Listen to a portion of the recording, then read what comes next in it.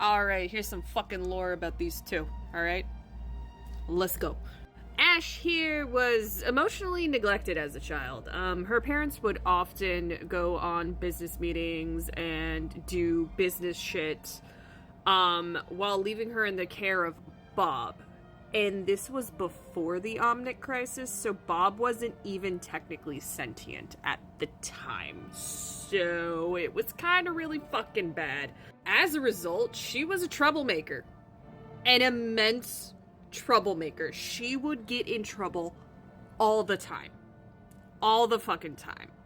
And the literal only being that was there for her was Bob.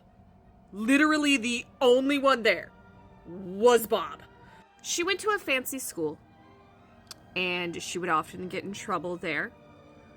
And she would often end up getting into juvie, but her parents would get her out and all that fun stuff.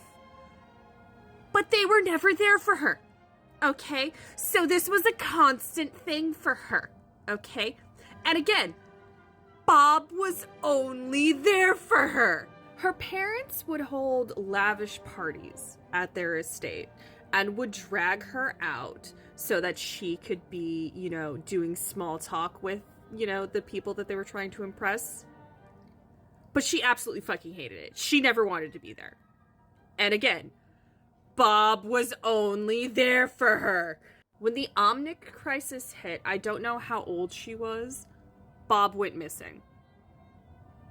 Bob was... he popped out of existence, basically. She was devastated during that time. She really, really missed him. But then one day, he just came back. But he was changed. And, well, you know what?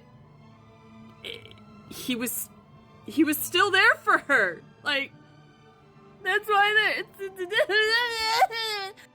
Right before she turned 18, she got into a big fucking fight. She ended up getting blamed for it, even though it was all self-defense, but it got into the news. And her parents were pissed. So pissed off that 3 months before she turned 18, they told her, listen, you can live where you're living right now, but as soon as you turn 18, you're being cut off.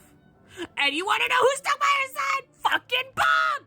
While she was incarcerated, she met a Cole Cassidy, and she was like, oh man, your life is amazing. He was like, take it or leave it.